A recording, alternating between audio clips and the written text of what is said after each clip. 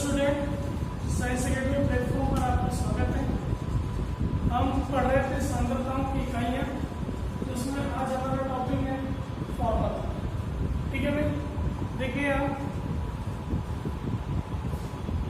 Formula है क्या?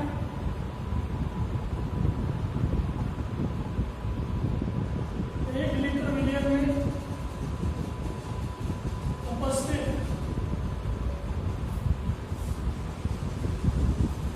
किसी लेके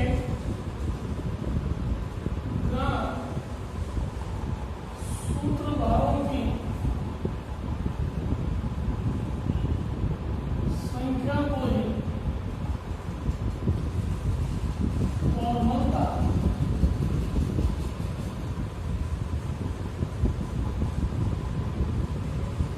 कहते हैं। ठीक है भाई, ग्राम सूत्र भारों की संख्या को ही फॉर्मूला कहते हैं। इसे F से रिप्रेजेंट करते हैं। ठीक है, अब देखिए यहाँ फॉर्मूला क्या है। फॉर्मूला 1 लीटर मिलियन में उपस्थित मिले गए ग्राम सूत्र भारों की संख्या। इससे पहले हमने नॉर्मलता पढ़ा, मोलकता पढ़ा। वहां था 1 लीटर मिलियन में उपस्थित मिले गए मोलों की संख्या मोलकता, ग्राम तुल्यांकों की संख्या था क्या, नॉर्मल था। और यहाँ है ग्राम सूत्र भारों की संख्या। तो देखिए फॉर्मूला क्या हो जाएगी, फॉर्मूला बराबर मिले के ग्राम सूत्र भार बटे मिलियन का आय होना चाहिए किसमें, लीटर। अब देखते हैं यहाँ विलय के ग्राम सूत्र भार पड़ा। ये देखिए आप ग्राम सूत्र भार किस तरह से कैलकुलेट करते हैं। विलय का भार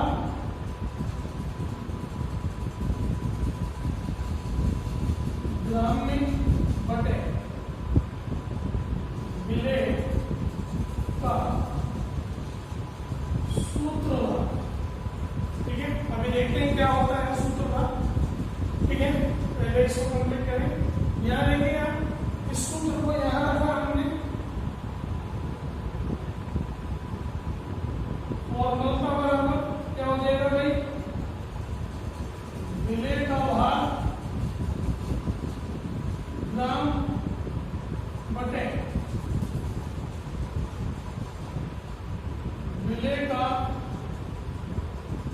सूत्र भार। तो विलियन का आयतन जो होना चाहिए किसमें, लीटर। अब हमारे पास में जो बातें मिली वो क्या है कि भाई सूत्र भार क्या है। ठीक है, हमने अनुभार पढ़ा गोलनता में, तुल्यांक भार पढ़ा नॉर्मलता में, फॉर्मूला में है सूत्र भार। तो देखिए सूत्र भार कब काम में लिया जाता है, जब किसी भी विलय पदार्थ को आप विलायक में घोलते हैं और विलायक में घुलने पर विलय पदार्थ का संगुणन या वियोजन हो जाता है। तो संगुणन या वियोजन होने पर अणुभार के स्थान पर सूत्र भार को काम में लिया जाता है।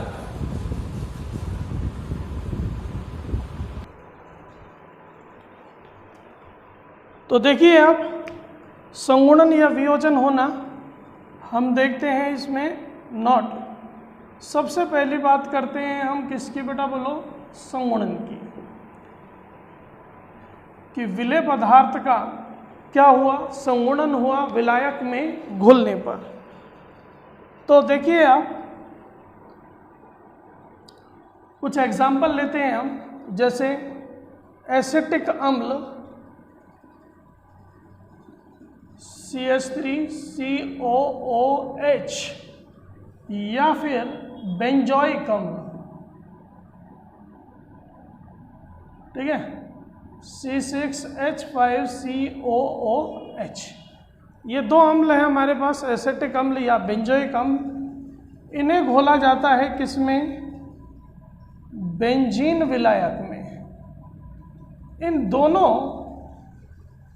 पदार्थों को जब बेंजीन विलायक में, ये विलेय पदार्थ हैं, इनमें से किसी को भी बेंजीन विलायक में घोला जाता है तो इनके दो अणु आपस में अंतर आणविक हाइड्रोजन बंधों से जुड़कर द्विलक बना लेते हैं, द्विलक या डाइमर बना लेते हैं। देखिए किस प्रकार से कि यहाँ देखें आप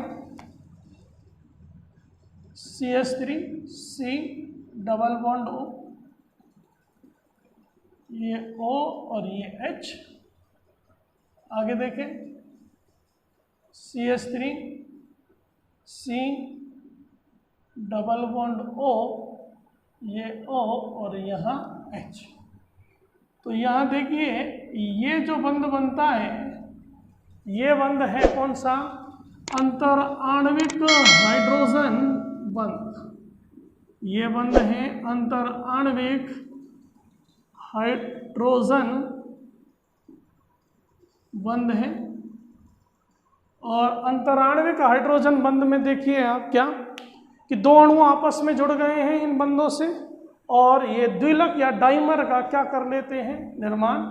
आप क्या कहोगे? ये क्या है? एसिटिक अम्ल का द्विलक। ठीक है भाई, ये एसिटिक अम्ल का द्विलक है। अब देखिए आप कि एसिटिक अम्ल CH3COOH का हम अणुभार तो कैलकुलेट करते हैं तो ये तो आता है कितना? 60। जबकि हम बात करें किसकी? यहाँ पर देखिए क्या हो रहा है? संगुणन हो रहा है, दो अणु आपस में जुड़ गए हैं और दो अणु आपस में जुड़ गए हैं अंतराण्विक हाइड्रोजन बंधों से द्विलक का निर्माण कर लिया है। तो इनका जो सूत्र भार होगा वो अणु भार से दुगना कितना हो जाएगा बेटा? बोलो 120। ऐसे ही बेंजोइक अम्ल, बेंजोइक अम्ल की बात करें, सूत्र होता है C6H5COOH। अणु भार जो होगा वो होता है 122, जबकि सूत्र भार जो हो जाएगा दुगना, क्योंकि वहाँ भी अणु आपस में अंतराण्विक हाइड्रोजन बंध से जुड़कर द्विलक या डाइमर बना लेते हैं, द्वितीयाणु का निर्माण कर लेते हैं। कुछ भी कह सकते हो आप, द्विलक कह दो, द्वितीयाणु कह दो या फिर डाइमर कह दो। ठीक है, तो अणुभार 122, सूत्र भार 244। ठीक है, तो ये देखिए आप, सूत्र भार हमें संगुणन होने पर सूत्र भार जो है वो अणुभार से हमें अधिक प्राप्त हो रहा है। जबकि यदि क्या हो जाए भाई? वियोजन हो जाए तो देखिए वियोजन होने पर क्या होता है? वियोजन की बात करते हैं। NaCl है, वियोजित तो होकर Na+Cl-। एक मोल से कितने मोल बने? 2 मोल। CaCl2 है, Ca2++2Cl-। एक मोल से कितने मोल बने? 3 मोल। तो यहाँ पर जो, जैसे यहाँ देखिए आप, NaCl का अणुभार होता है 58.5, लेकिन इसका सूत्र भार जो होगा वो कम प्राप्त होगा। किससे? 58.5 से। ठीक है, तो वियोजन होने पर सूत्र भार कम होगा अणुभार से, जबकि संगुणन होने पर सूत्र भार अधिक होगा अणुभार से। आगे देखिए आप क्या कि ये मैंने आपको बताया कि अणुभार के स्थान पर सूत्र भार काम में लेते हैं कब? जब किसी भी विलायक में विलेय पदार्थ घोला जाता है या विलेय को विलायक में घोला जाता है तो विलेय पदार्थ का संगुणन या वियोजन हो जाए तो उस स्थिति में हम सूत्र भार काम में लेते हैं। ठीक है, इसमें देखिए एक क्वेश्चन देखते हैं हम।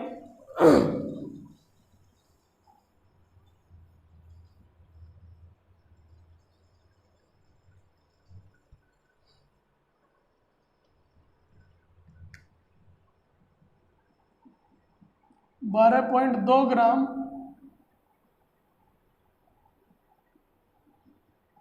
बेंजोइक अम्ल C6H5COOH को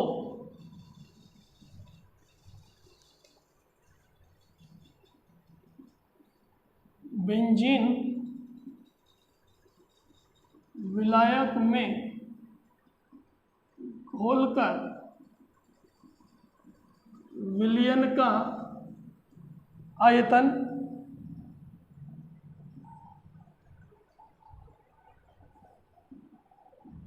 250 ml कर लिया जाता है। ठीक है, हमें विलयन की क्या ज्ञात करनी है बेटा? फॉर्मलता।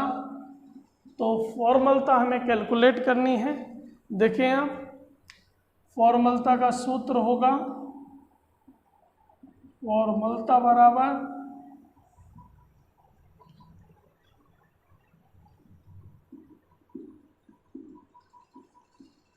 विलेय का भार ग्राम में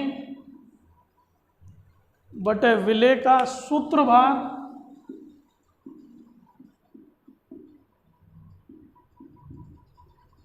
गुणा विलयन का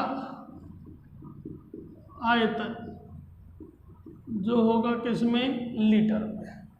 अब देखिए, विलेय कौन है? बेंजोइक अम्ल, और विलेय का भार है 12.2 ग्राम। ठीक है, बेंजीन विलायक में घोला जाता है तो 250 ml विलयन बनाया जाता है। तो ये हो गया मिलीलीटर में है तो इसको लीटर में चेंज किया। और विलेय का सूत्र भार देखिए आप, अभी बताया मैंने आपको, बेंजोइक अम्ल को बेंजीन विलायक में आप घोलेंगे तो क्या हो जाता है? घोलने पर संगुणित हो जाता है, संगुणन हो जाता है, द्वितीयाणु या द्विलक या डाइमर बना लेता है। तो अणुभार जो होगा, सूत्र भार जो होगा, वो अणुभार का दुगना होता है, 244। अणुभार बेंजोइक अम्ल का 122 है, सूत्र भार 244।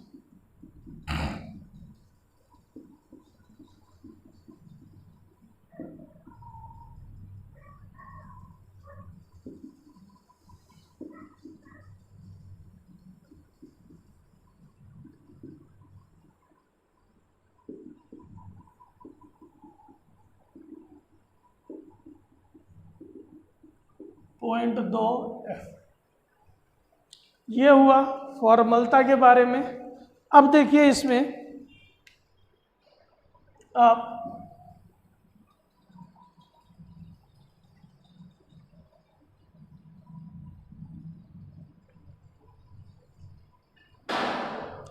कि यदि किसी विलेय पदार्थ का अणुभार बराबर है किसके? तुल्यांकी भार के। ठीक है, और बराबर है किसके? सूत्र भार के। किसी विलेय पदार्थ का अणुभार, तुल्यांकी भार और सूत्र भार तीनों समान है तो ध्यान रखिएगा आप, मोलरता और नॉर्मलता और फॉर्मलता तीनों के मान जो होंगे वो कैसे होंगे? समान होंगे। ठीक है भाई, तो ये बताया मैंने आपको फॉर्मलता के बारे में। इसके बाद देखिए टॉपिक है मोल अंश या मोल भिन्न या मोल प्रभाज।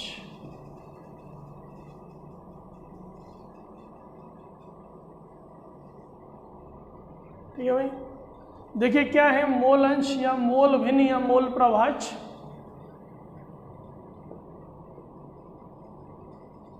विलयन में किसी घटक के मोलों की संख्या एवं कुल मोलों की संख्या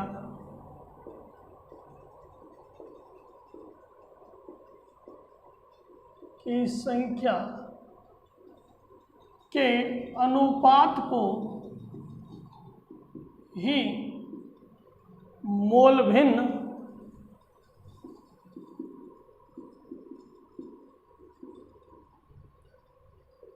या मोल प्रभाज प्रभाज्य या मोल अंश कहते हैं।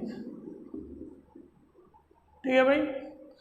विलयन में किसी भी घटक के मोलों की संख्या तथा कुल मोलों की संख्या के अनुपात को मोल अंश या मोल भिन्न या मोल प्रभाज्य कहते हैं। यानी मोल अंश या मोल भिन्न या मोल प्रभाज्य जो है वो विलयन में जितने भी घटक हैं सभी के लिए ज्ञात किया जाता है। ठीक है। देखिए इसको किस प्रकार के समझते हैं हम कि माना कोई विलयन है वो 3 घटकों से मिलकर बना हुआ है और वो घटक हैं ए, बी और सी। 3 घटक हैं ए, बी तथा सी, जिनके मोलों की संख्या यानी जिनके मोल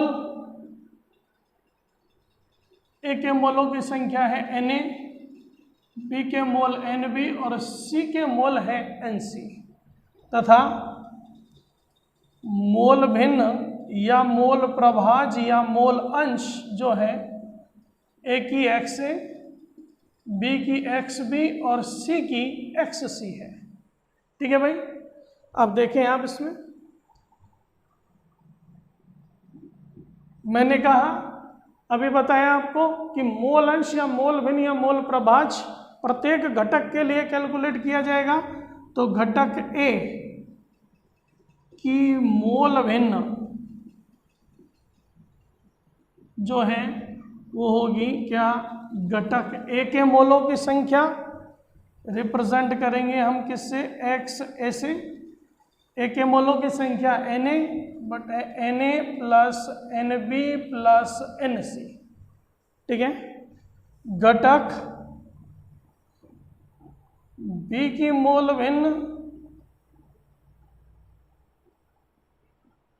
एक्स बी बराबर Nb but Na plus Nb plus Nc, यानी घटक बी के मोल भिन्न एक्स बी कैसे कैलकुलेट करेंगे, घटक बी के मोलों की संख्या Nb है तथा कुल मोलों की संख्या Na plus Nb plus Nc। ठीक है, क्योंकि विलयन 3 घटकों से मिलकर बना हुआ है। इसी प्रकार से घटक C की मोल भिन्न XC जो है वो होगा Nc बटे Na plus Nb plus Nc। ठीक है। तो घटक किसी भी घटक की मोल भिन्न या मोल अंश या मोल प्रभाज्य किस तरह से कैलकुलेट होगा, ये कैलकुलेट होगा उस घटक के मोलों की संख्या तथा कुल मोलों की संख्या का अनुपात। ठीक है भाई। इसके बाद में देखिए हम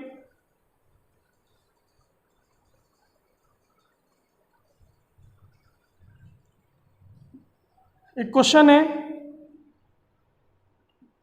एक विलयन में विलेय एवं विलायक, एक विलयन में विलेय एवं विलायक के मोल क्रमशः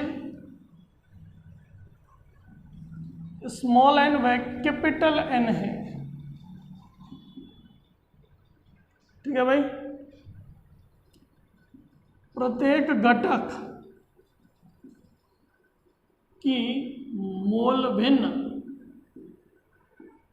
ज्ञात करो। ठीक है भाई। देखिए आप विलयन कितने घटकों से मिलकर बना है, 2 से। एक विलेय दे रखा है और एक विलायक। विलेय के मोलों की संख्या है n और विलायक की है कैपिटल है। तो एक्स विलेय का मतलब है विलेय की मोल अंश जो है एक्स विलेय बराबर होगा क्या, देखिए आप विलेय के मोलों की संख्या बटे कुल मोलों की संख्या। विलेय के मोल है स्मॉल n, कुल मोल है स्मॉल n प्लस कैपिटल है। एक्स विलायक यानी विलायक की मोल भिन्न जो है वो कैसे निकालेंगे हम, कैसे कैलकुलेट करेंगे, विलायक के मोलों की संख्या बटे कुल मोलों की संख्या। ठीक है, आगे देखिए आप, एक बात इसमें ये याद रखनी है क्या कि विलयन जितने भी घटकों से मिलकर बना हुआ है, जैसे ये विलयन 3 घटकों से मिलकर बना हुआ था, तो सभी घटकों के मोल अंशों का जो योग होता है वो 1 प्राप्त होता है। चाहे विलयन 2 घटकों से मिलकर बना है तो दोनों घटकों के मोल अंशों का योग 1 होगा। कोई विलयन 3 घटक से मिलकर बना हुआ है तो तीनों घटकों की मोल भिन्न या मोल अंश या मोल प्रभाजों का योग 1 होगा। एक प्रश्न और देखते हैं इसमें हम, क्या एक विलयन में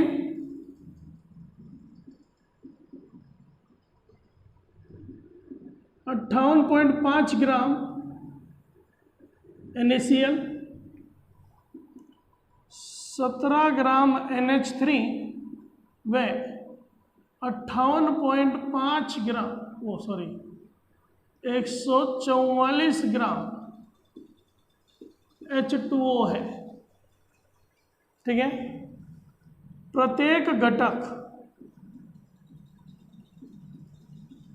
की मोल भिन्न ज्ञात करो। मोल भिन्न या मोल अंश या मोल प्रभाज हमें कैलकुलेट करनी है प्रत्येक घटक की। तो देखिए यहाँ सबसे पहले तो इसमें कैलकुलेट होगा क्या, मोलों की संख्या। तो देखिए आप, मोलों की संख्या NaCl, जिसका अर्थ है NaCl के मोलों की संख्या कैसे आएगी, भार बटे अणुभार। ठीक है, अणुभार कह दो या मोलर द्रव्यमान। ठीक है, तो इसका भार है 58.5 ग्राम NaCl का, अणुभार है 58.5 ग्राम। कितना मोल हुआ, 1 मोल। ठीक है भाई, NaNH3 17 बटे अणुभार या मोलर द्रव्यमान देखो 14 और 3 कितने हो गए, 17 बराबर कितना मोल, 1 मोल। फिर देखिए आप NH2O 144 बटे 18 कितना मोल हो गया भाई, 8 मोल। अब देखिए आप XNaCl यानी NaCl की मोल भिन्न या मोल प्रभाज या मोल अंश जो होगा वो NaCl के मोलों की संख्या बटे कुल मोलों की संख्या, यानी ये हो गया 0.1। ठीक है,